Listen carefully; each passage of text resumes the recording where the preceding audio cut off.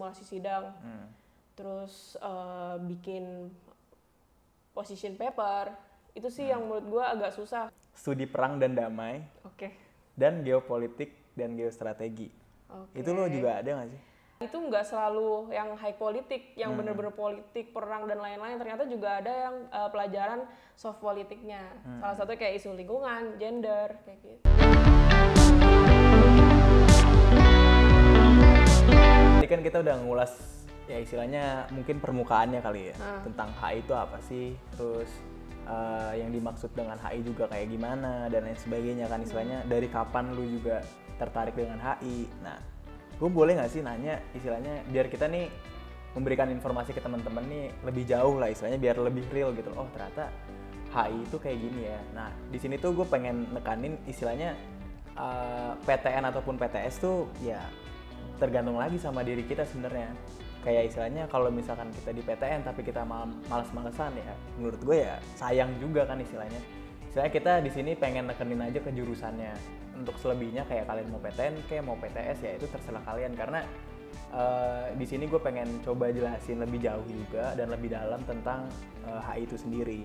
Nah, Mit, apa ya istilahnya dipikir-pikir untuk membahas lebih dalam nih. Gue pengen tanya ke lo nih, gimana sih gambaran real lo di kampus? Gambaran lo di jurusan HI itu sendiri? Apakah HI mungkin dari dosennya, mungkin dari lingkungannya, dari mata kuliahnya itu gimana tuh? Kalau dari gue sendiri gitu, kan berhubungan HI itu belajarnya analisis, bikin paper terus kalaupun praktek juga prakteknya nggak pernah di luar ruangan gitu kan, pasti prakteknya di ruangan juga. Kayak salah satu itu ada kegiatan yang namanya kayak model United Nation. Di kampus gue tuh ada model United Nation, mungkin teman-teman udah pada tahu juga itu apa. Kayak sidang PBB gitu pasti tahu kan. Terus kita tuh diajarin juga gimana sih caranya sidang-sidang kayak gitu, kayak simulasi sidang. Terus bikin position paper.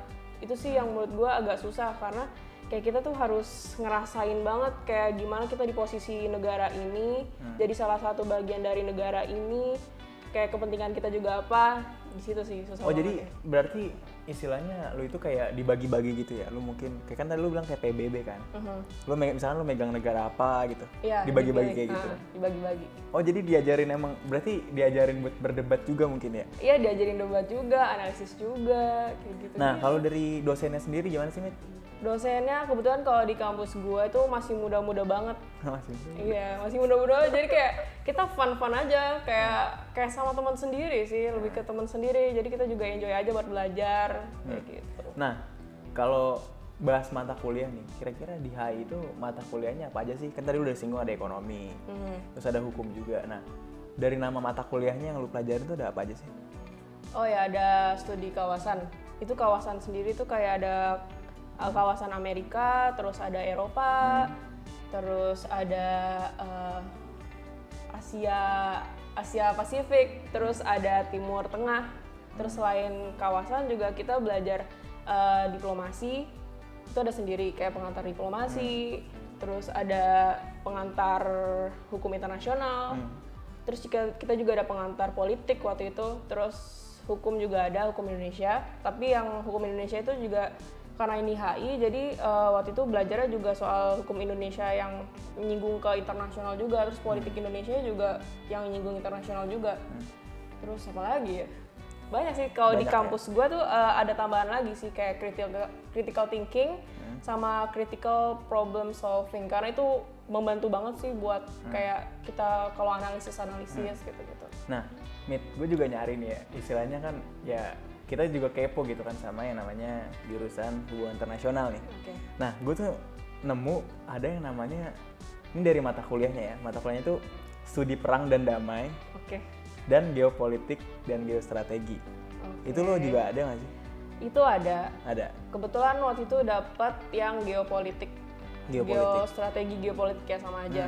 Kayak gitu. Tapi kalau di gue tuh ada dua pembagian. Yang pertama itu secara umum, geopolitik umum. Yang kedua itu geopolitik energi. Kayak gitu. Karena lu Pertamina tadi ya?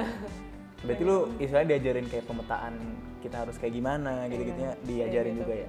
Soalnya gue tertarik banget kayak ada studi perang dan damai, maksudnya kayak berarti emang perdebatannya sengit banget berarti ya kalau di HI itu. Ya lumayan, kayak konstelasi politik banget gitu loh, kayak perang-perang dunia sebelumnya terus sampai yang sekarang yang lebih kontemporer gitu, kayak berarti ada isu nuklir. Jatuhnya ini dong, lu harus tahu banget tentang sejarah juga dong. Ya lumayan harus. Karena kan apalagi geopolitik, geostrategi kan itu harus ngeliat dari sejarah, ngeliat dari gimana istilahnya ya, negara atau negara B tuh dia arahnya tuh mau kemana, itu kan harus dipelajarin juga nggak sih? Bener-bener harus, kita juga harus tahu gitu sejarah dari masing-masing negara. Terus apa ya, kita juga selain belajar sejarah juga harus bisa menganalisis sifat negara itu kayak gimana sih, kayak gitu, kepentingan negara itu kayak gimana, kayak gitu. Berarti harus hati-hati banget lo ya kalau misalkan emang nanti terjun kan istilahnya. Nah, dari mata kuliah tadi kan lo tadi bilang ada yang sulit ya. Nah, kalau yang seru ada nggak sih? Yang seru tuh banyak. Sebenarnya kalau yang lu paling suka apa tuh kalau di kampus? Yang gue paling suka itu sekarang gue lagi ambil isu yang kontemporer banget kan, isu lingkungan. Gue suka banget karena isu lingkungan. Iya, karena kan HI itu nggak selalu yang high politik, yang bener-bener politik, perang dan lain-lain. Ternyata juga ada yang pelajaran soft politiknya. Salah satunya kayak isu lingkungan, gender, kayak gitu. Iklim juga mungkin ya? Iya, itu masuk ke lingkungan. Oh. Berarti jadinya buat kalian yang mungkin nganggapnya HI paling ujung-ujungnya jadi diplomat, politik ya kan. Berarti salah ya kalau misalkan dibilang kayak gitu ya. Salah banget. Ternyata HI itu juga bisa masuk ke faktor-faktor lain lah selain lu jadi diplomat politik. Nah, kan HI itu kan ada kata internasional nih, Mit. Berarti kebutuhan bahasa lu harus kuat dong. Entah bahasa Inggris mungkin. Ya, kalau bahasa Inggris itu benar-benar harus, karena kan kita juga belajarnya pakai bukunya bahasa Inggris, slide-nya pakai bahasa Inggris.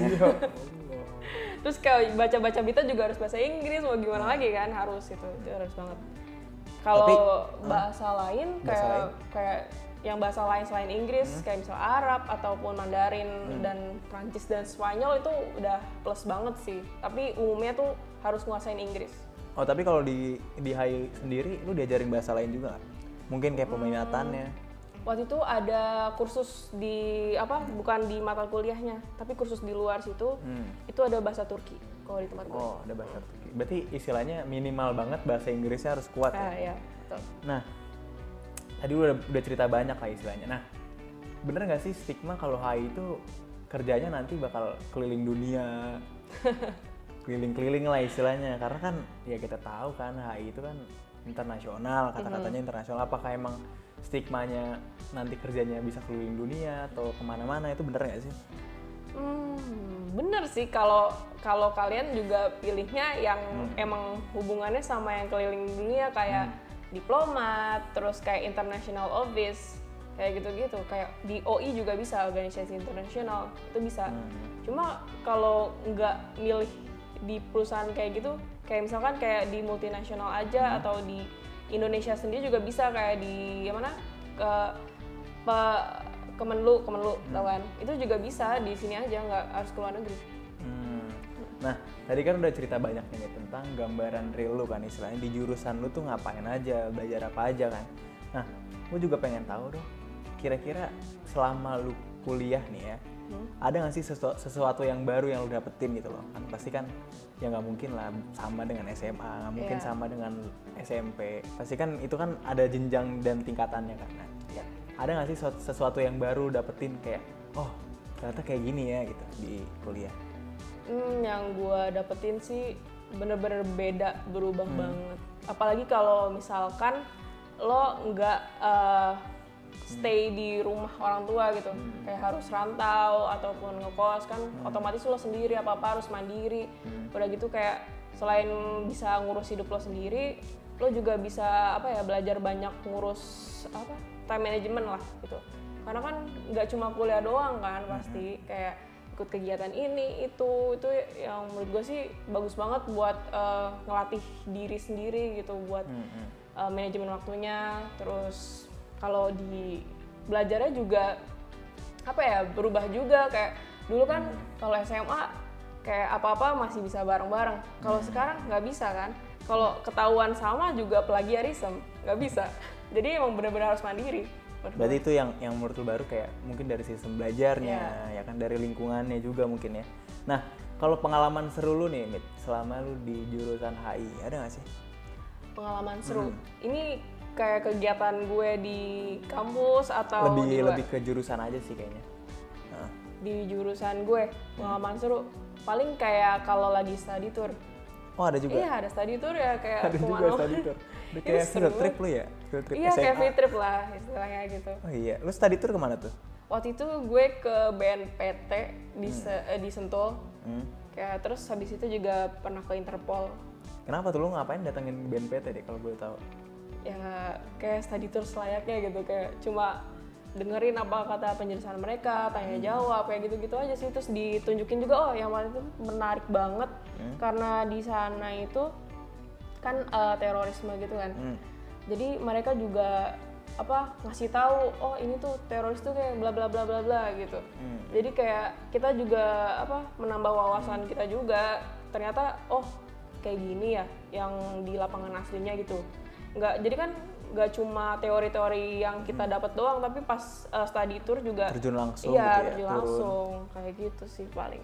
Nah, nih Mit, lu kan tadi udah cerita ya, istilahnya kayak HI juga ada gimana caranya kita menyelesaikan masalah, terus kita harus berpikir analisis, kita harus kritis tentang permasalahan yang ada, dari geopolitik mungkin, dari geostrategi, terus dari lu harus mengerti bahasa ya kan, yang khususnya itu bahasa Inggris dan lain sebagainya.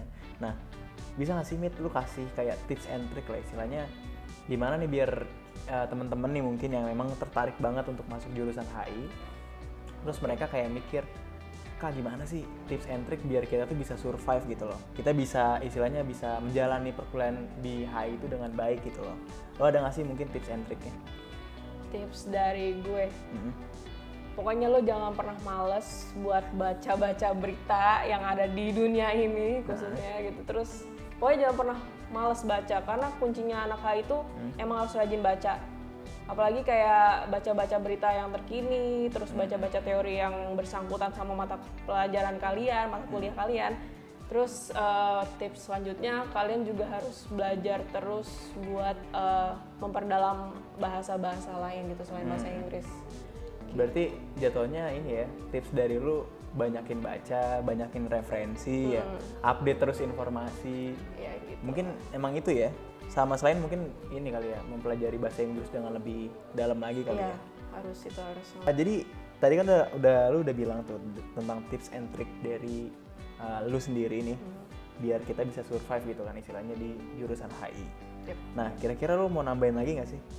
Ada sih. Ada. Kayak kan tadi gue udah bilang kayak emang bahasa Inggris tuh harus, tapi kalian juga harus pede gitu, nggak usah takut duluan kayak aduh bahasa Inggris nih gini. Ntar nggak bisa belajar gue. Iya, padahal enggak.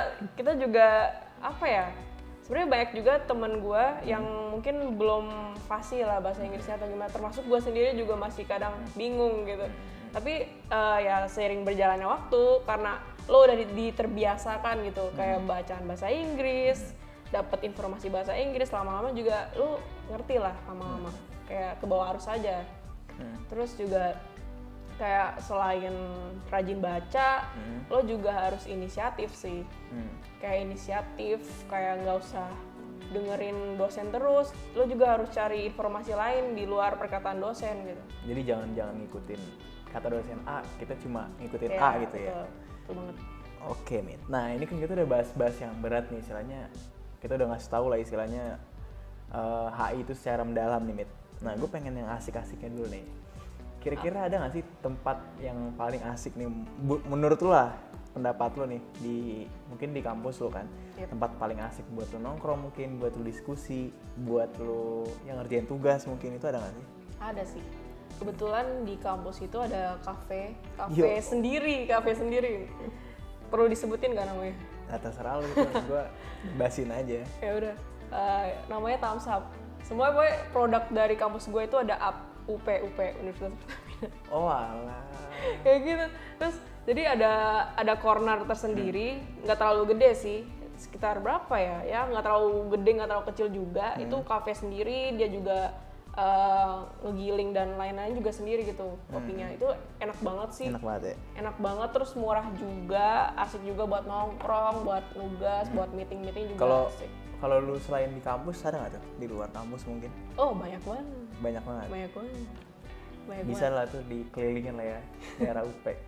Iya, soalnya kan kebetulan kampus gue juga di Jakarta Selatan kan, deket Senayan, deket. Kalau lu pengen olahraga ke GBK bisa, Astaga. ke mall juga bisa gitu, ada gancit gitu. Bebas lah ya mau kemana deh. Iya bebas.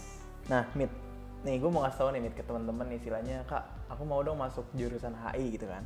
Tapi ada nggak sih kampus lain selain Pertamina? Mungkin banyak yang nanya kayak gitu kan. Nah ini aku pengen ngasih tahu ya. Gue pengen ngasih tahu istilahnya kampus apa aja sih selain Pertamina yang emang ada HI-nya. Ini antara lain selain Pertamina ya. Ada UB, UI, UGM, UNER, UNDIP, UNPAD, UNS, UNSUD, Udayana, Unila, dan lain sebagainya.